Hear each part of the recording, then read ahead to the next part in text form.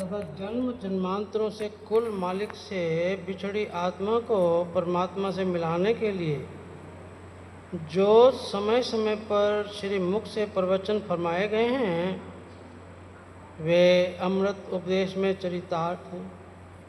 संत महापुरुष जीव के सच्चे हितैषी होते हैं।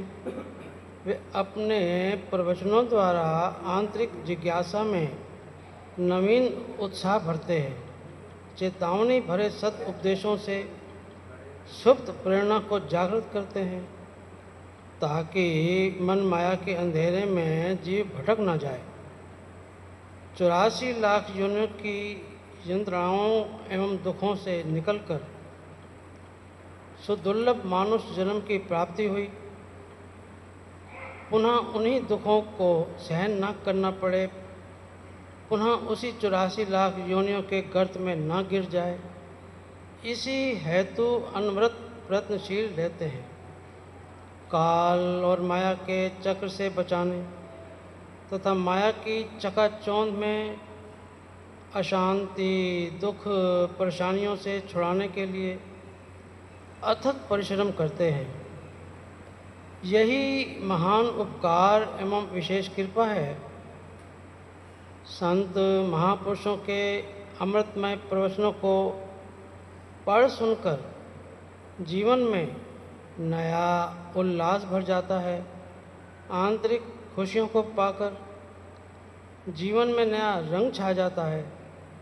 आत्मा प्रफुल्लित हो उठती है और एक दिव्य आनंद, अलौकिक सुख, परम शांति में मग्न होकर धन्य हो जाती है।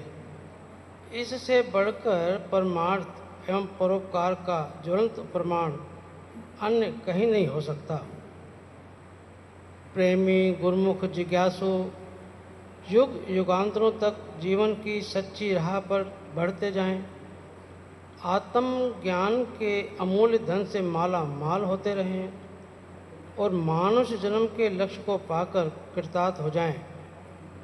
इस जन कल्याण की मंगल कामना की पूर्ति हेतु इस महान अमूल्य प्रवचनों को पुस्तक के रूप में प्रकट किया जा रहा है।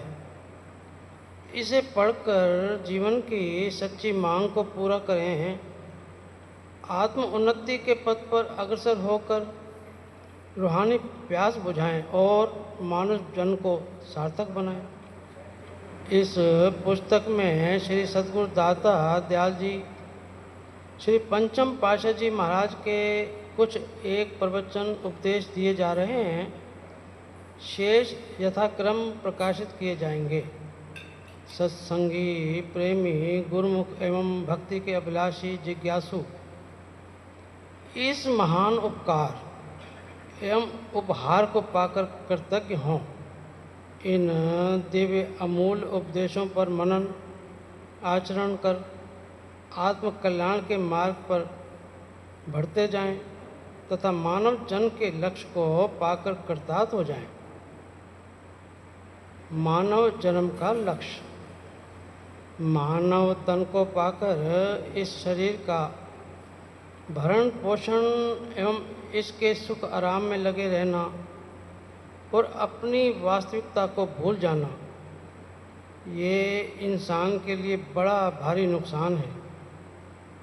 केवल नुकसान ही नहीं बल्कि जन्म जन्मांतरों तक दुख खरीदना और 84 खरीद करना है। ये इतना भारी नुकसान है जिसका अनुमान लगाना मुश्किल है। यदि मनुष्य को ये समझ आ जाए कि मेरा मानव जन्म लेने का लक्ष्य क्या है, तो वे अपने वास्तविक काम में लगकर अपने लक्ष्य को पूरा कर ले। फिर इसके बराबर कोई लाभ नहीं।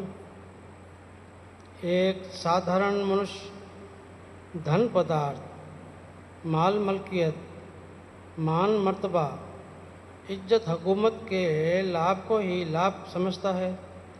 ये तुच्छ वस्तुएं नश्वर हैं। मनुष्य जन्म को तभी सार्थक कर सकता है जब उसके वास्तविक लक्ष्य को हल कर लिया जाए। ये एक बड़ा भारी लाभ है। ये एक ऐसा लाभ है जिसको पाकर मनुष्य निरंतर खुशी, सुख और आनंद प्राप्त कर सकता है। जन्म मरण का बंधन काटकर जन्म जन्मांतरों के चक्र से छुटकारा पा सकता है।